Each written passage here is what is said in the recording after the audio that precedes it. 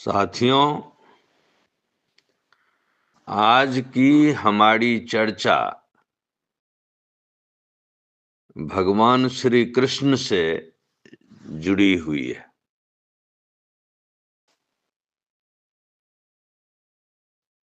अपने यहाँ अगर देखें तो भगवान श्री कृष्ण की छवि या महिमा या उनके प्रति लोगों का अनुराग, लगाव असीम है। दूसरी तरफ अगर हम विश्व पटल पर देखते हैं तो भगवान बुद्ध की छवि या उनका व्यक्तित्व भी एक विश्व विजेता की तरह है।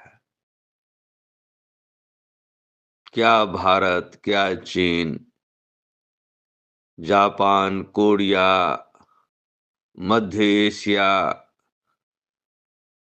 ईरान, इराक होते हुए कहीं यूनान तक उनका व्यक्तित्व फैला हुआ लगता है।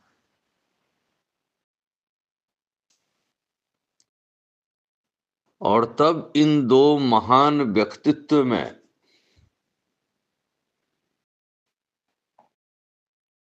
जब कुछ मेल सा नजर आता है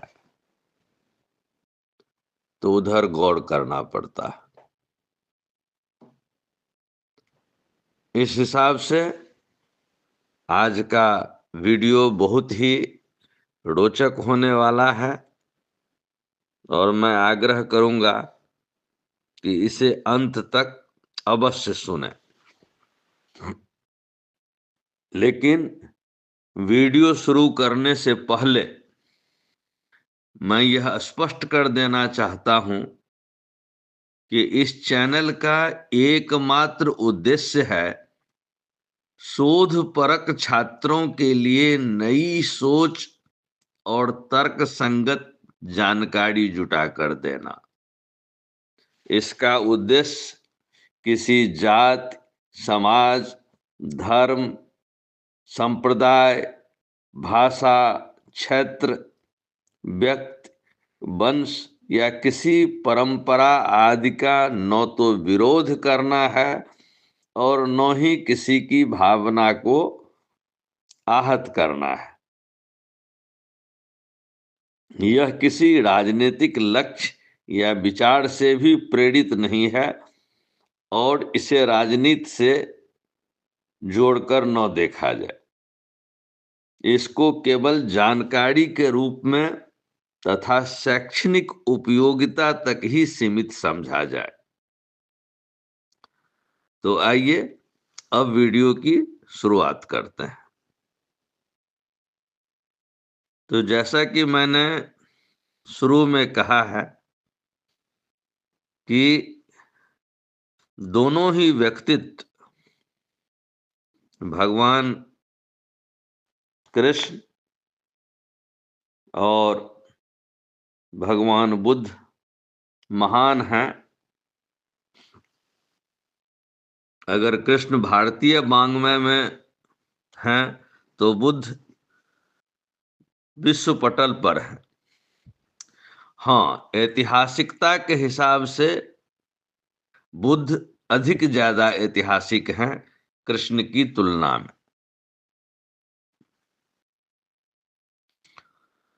और तब हमको ढूंढना पड़ता है कि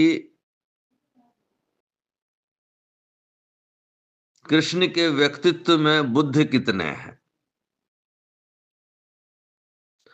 अगर आप महायान शाखा के बुद्ध की मूर्तियों को देखें तो आपको बुद्ध विभिन्न मुद्राओं में एवं भाव भंगिमाओं में शिलाओं पर अंकित मिलते हैं। उनकी ऐसी अनेक मूर्तियां खुदाई में भी मिली हैं जिसमें वे विभिन्न रूपों में हैं और कहीं कहीं पर विभिन्न शस्त्र भी धारण किए हुए हैं या सांप के सैया पर लेटे हैं, या सांप कोई उनके ऊपर में छत्र डाल करके है। अगर कहीं पर में मूर्ति भंग भी मिली है तो वहां जो कुछ लिखा है उससे मामला स्पष्ट हो जाता है। यह एक अलग बात है कि खुदाइयों में जितने सारे साक्ष्य मिलते जा रहे हैं उससे कुछ कट्टर जो हिंदूवादी हैं उनको तकलीफ हो रही है, लेकिन इतिहास उससे नहीं बदला जा सकता है। हम सिर्फ यहां बात करेंगे जो बुद्ध का व्यक्तित्व किताबों में और उत्खनन के साक्ष्यों के रूप में मिलता है, तथा कृष्ण का जो कुछ भी लिखा हुआ मिलता है, क्योंकि उनका कोई उत्खनन में तो कोई साक्ष्य अभी तक कहीं कुछ मिला नहीं है। तो कृष्ण के चरित्र का निर्माण कैसे हुआ, इस पर जब हम गौर करते हैं तो हम पाते हैं कि वैष्णव धर्म जो मुख्य रूप से, एक तो सारा का सारा ही हिंदू धर्म महायान और वज्रयान से निकला हुआ प्रतीत होता है, और वैष्णव धर्म तो लगता है हू बहू महायान से ही ले लिया गया है। लेकिन उन शिलालेखों में जो रहस्य की बातें उन मूर्तियों में दी गई है, यहाँ पर हिंदू धर्म में उसको शाब्दिक अर्थों में ही ले लिया गया है।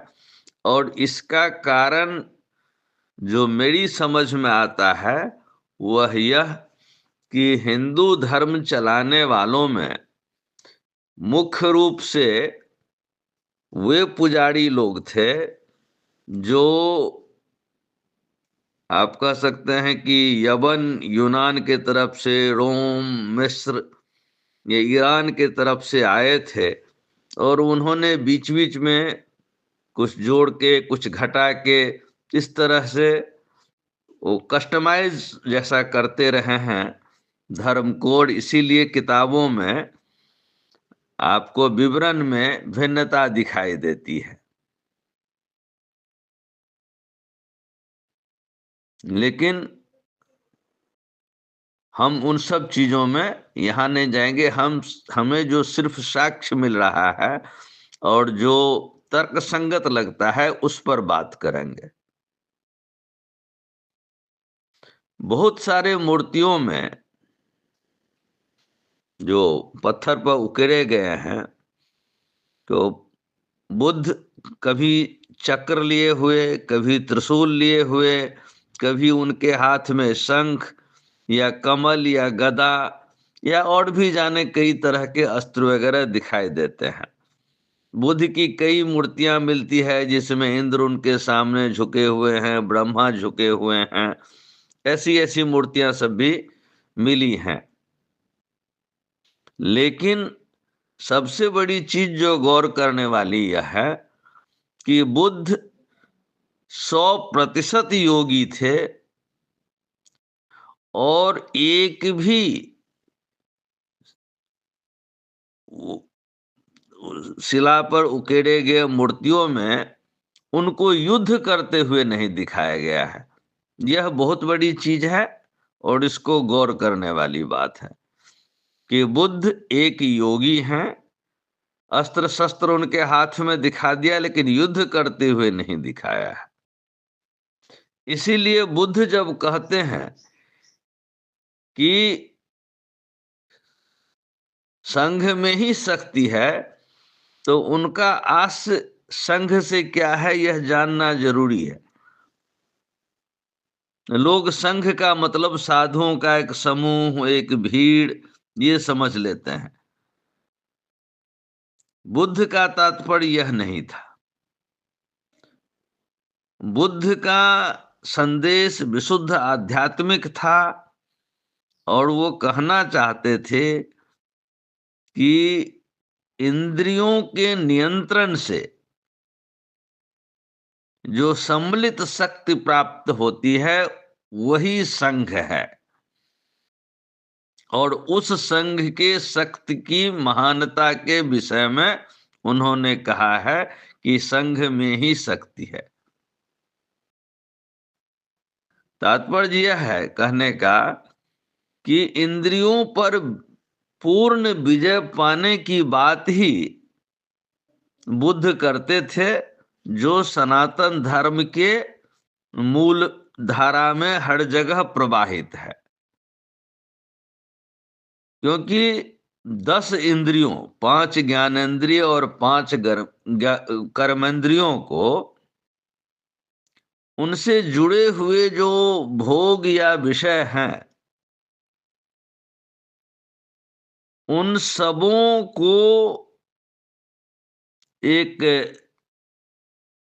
विशाल सांप, एक नाग के फन के रूप में ऋषिकुलों में छात्रों को बताया जाता था।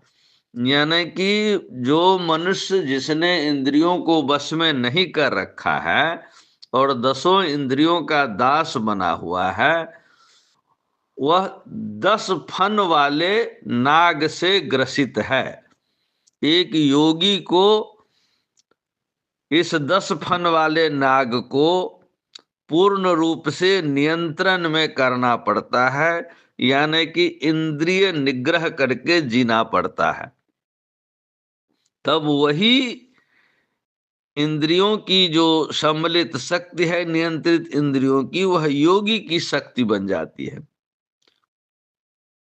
इसलिए बुद्ध को जब कभी हम सांप की सैया पर में लेटी हुई तस्वीर देखते हैं महायान में, या किसी 10 फन वाले नाग के फन फैलाए हुए और उसके नीचे बैठा हुआ देखते हैं, तो यह इस बात का ही प्रतीक है कि इस योगी ने 10 इंद्रियों को अपने बस में कर लिया है।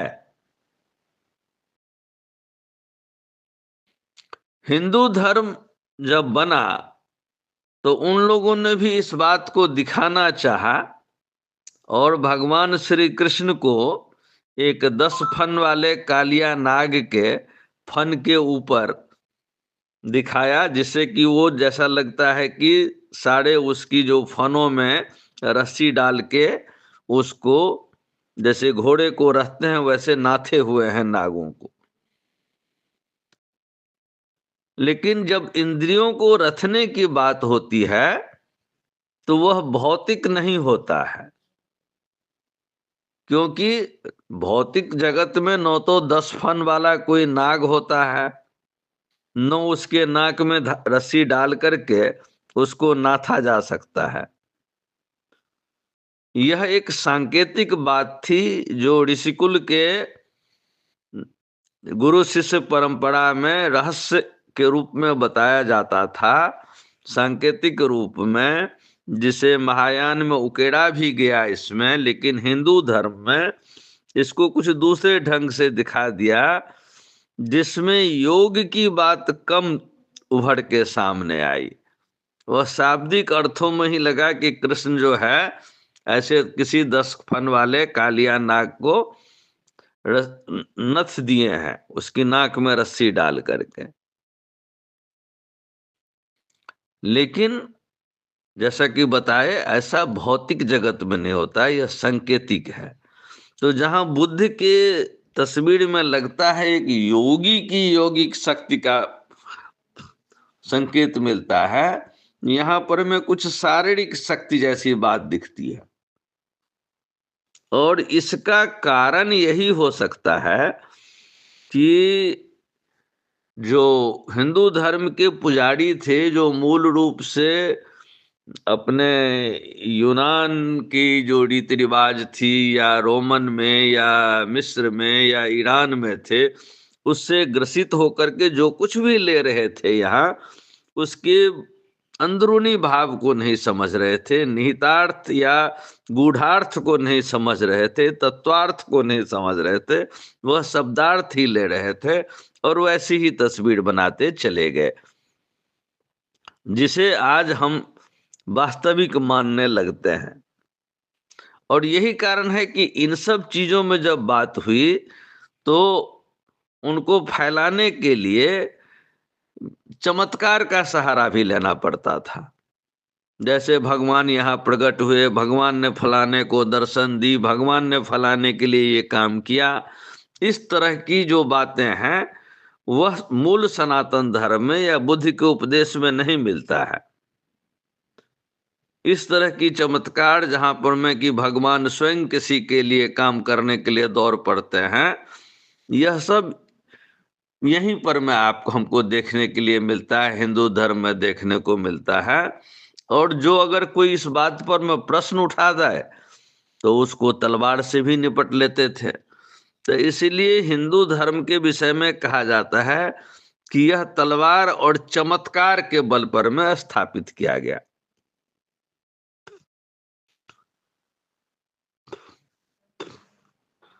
दूसरी तरफ अगर हम ग्रीक मैथोलॉजी के एक देवता हैं हेराक्लीज या हेराक्लिस, जिसको रोमन में हरकुलस भी बोलते हैं, तो उसके चरित्र से भी कृष्ण का चरित्र बहुत मिलता है, जिसके विषय में हम फिर कभी किसी दूसरे वीडियो में बात करेंगे। यहां यह लगता है कि जब हम कृष्ण को योगीराज कहते हैं, योगेश्वर कहते हैं, तो वह उनका वह गुण बुद्ध से लिया गया है। और जब उनकी शारीरिक क्षमता को, सामरिक क्षमता को दिखाते हैं, तो लगता है जैसे हेराक्लिस से लेकर के उनके चरित्र का निर्माण किया गया है। क्योंकि सनातन धर्म में जो कृष्ण है वह एकदम से अलग है।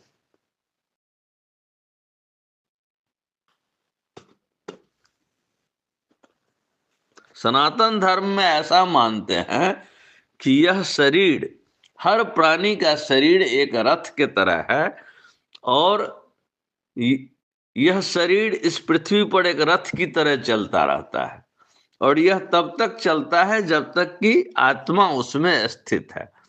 आत्मा के निकल जाने पर या जब आत्मा शरीर का साथ छोड़ देती है तो यह शरीर एक भग्न रथ के तरह, टूटे हुए रथ की तरह जमीन पर गिर जाता है। तो आत्मा को इस रथ का सारथी मानते हैं, और उसी सारथी को कृष्ण नाम से आदर दिया है भारतीय ऋषियों ने। तो जो कृष्ण हम देखते हैं और जो कृष्ण यौगिक जगत में है सनातन धर्म में, वह अलग है। और उस कृष्ण को आत्मा, जो कृष्ण है उसी को सारथी कहा गया है, और तब कृष्ण नाम रखा गया, क्योंकि क्री मतलब करने वाला, शन मतलब मोक्ष, जो मोक्ष प्रदाता है, मतलब आत्म साक्षात्कार, आत्म दर्शन के द्वारा ही हम खुद को जान पाते हैं, वही सिद्धि है, वही मोक्ष है। तो तस्वीरों में जहां बुद्ध में हम देखते हैं कि वो नाग की सैया पे लेटे हैं या सांप के फन के नीचे बैठे हुए हैं, तो वह लगता है कि एक योगी की यौगिक शक्ति है या कुंडलिनी शक्ति पर उनका पूर्ण नियंत्रण है। जबकि यही बात, वहां कोई युद्ध नहीं, जबकि जब भगवान श्री कृष्ण को देखते हैं तो देखते हैं कि नाग के ऊपर में वो ये कर रहे हैं, और तमाम नाग की महिलाएं जो हैं, सांप जो नीचे से सांप और ऊपर से महिलाएं बन के हाथ जोड़ के उनकी स्तुति कर रही हैं और अपने पति का जीवन दान मांग रही हैं, तो सारा भाव बदल जाता है। लेकिन यह तय है कि जो कृष्ण, भगवान कृष्ण के चरित्र का निर्माण किया गया है, उसका यौगिक स्वरूप बुद्ध के इससे लिया गया है, और जो उनकी सामरिक क्षमता, उनकी वीरता, बहादुरी, ये सब ली गई है, वह जो ग्रीक मैथोलॉजी के जो देवता हैं, हर माने हेराक्लिस, या जो रोमन में हरकुलस जिसको कहते हैं, कई नाम है उसके, जिस पर फिर किसी अगले वीडियो में बताऊंगा, उससे लिया गया है। आज इतना ही। यदि वीडियो अच्छा लगे तो लाइक और सब्सक्राइब जरूर कीजिएगा। धन्यवाद।